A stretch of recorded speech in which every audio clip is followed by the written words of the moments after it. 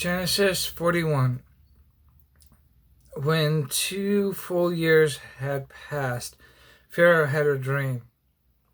He was standing by the Nile when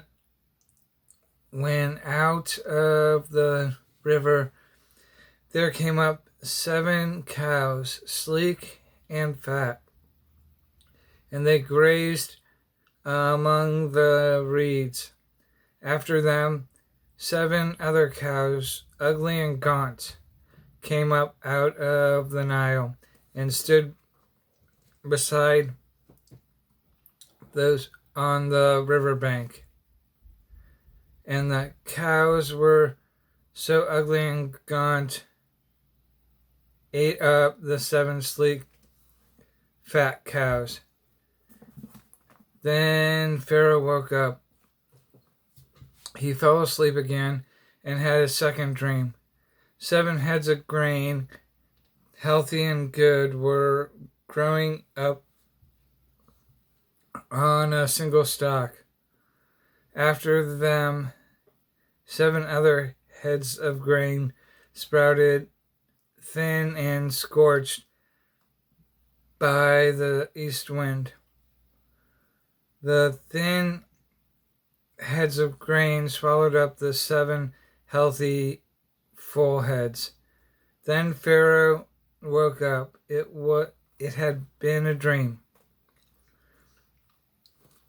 In the morning, his mind was troubled, so he sent for all the magicians and wise men of Egypt. Pharaoh told them his dream, but no one could interpret them for him. Then the chief cupbearer said to Pharaoh, Today I am reminded of my shortcoming. Pharaoh was once angry with his servant, and he imprisoned him and the chief baker in the house of the captain of the guard. Each of us had a dream the same night, and each dream had a meaning of its own. Now a young Hebrew was there with us, a servant of the captain of the guard. We told him our dreams, and he interpreted them for us, giving each man the interpretation of his dream. And things turned out exactly as he interpreted them to us. I was restored to my position, and the other man was hanged. So Pharaoh sent for Joseph, and he was quickly brought from the dungeon. When he had shaved and changed his clothes, he came before Pharaoh. Pharaoh said to Joseph, I had a dream, and no one can interpret it, but I have heard it said of you that when you hear a dream, you can interpret it.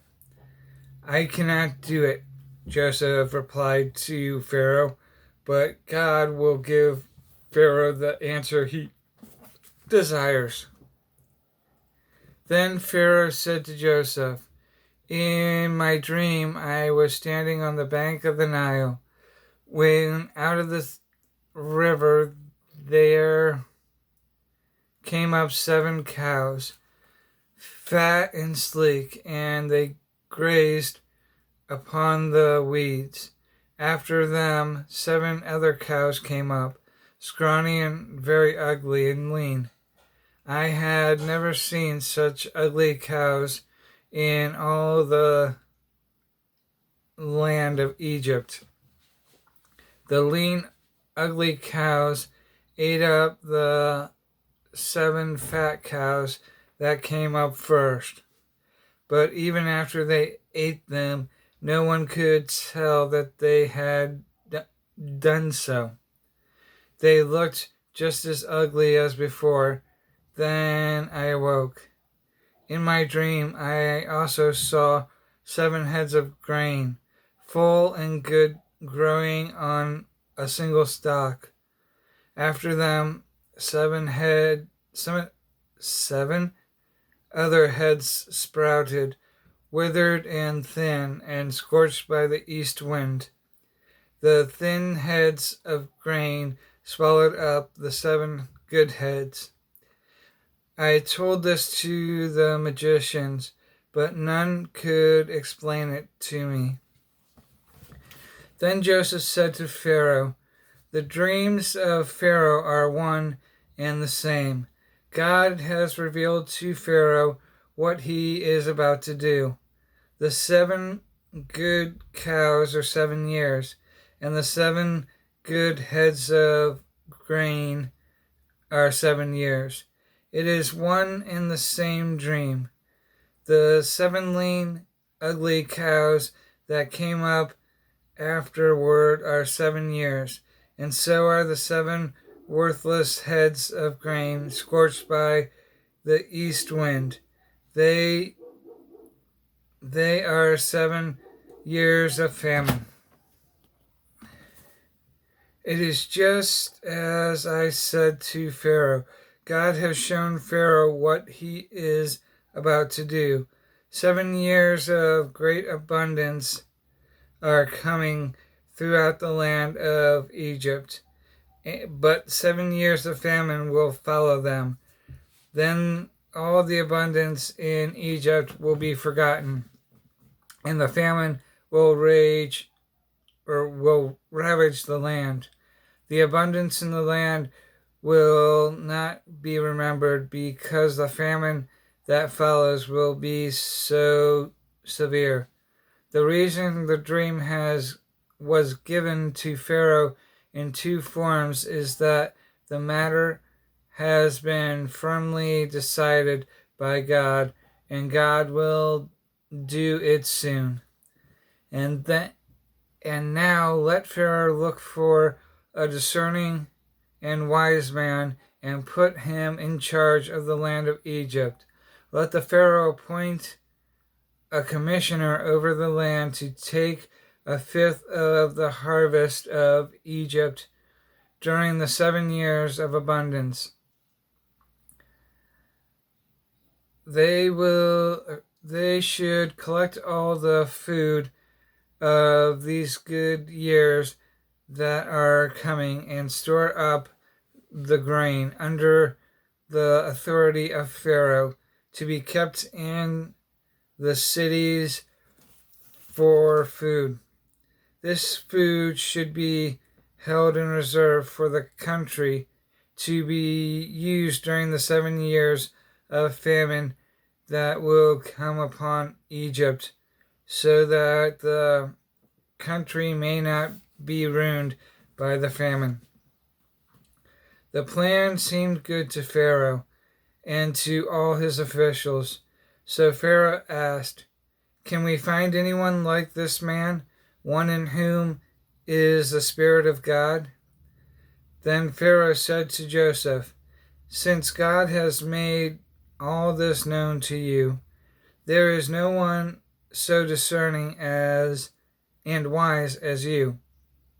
You shall be in charge of my palace, and all my people are to submit to your orders.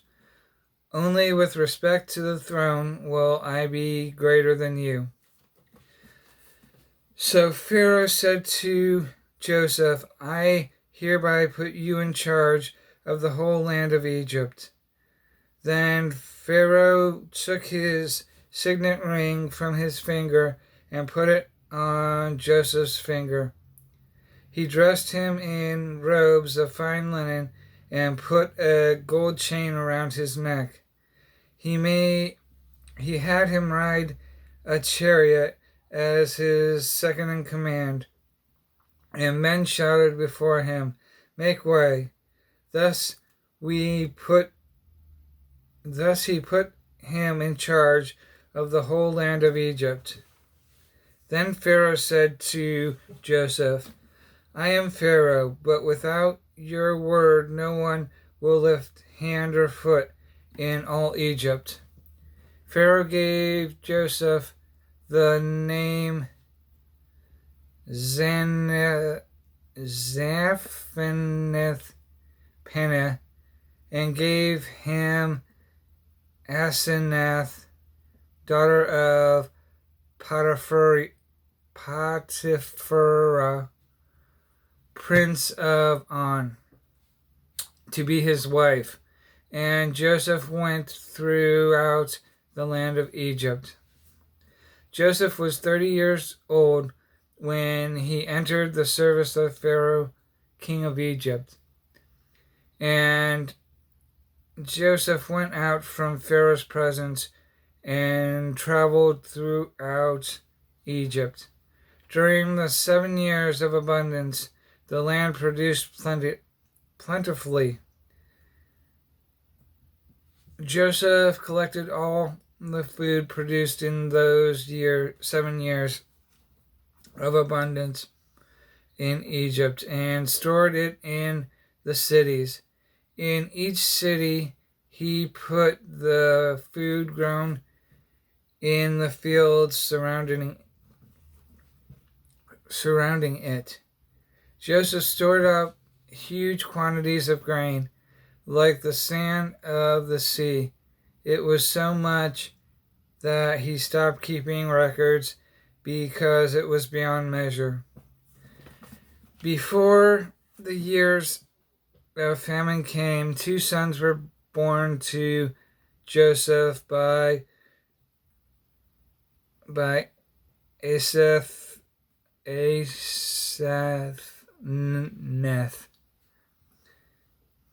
daughter of Potiphar, priest of On.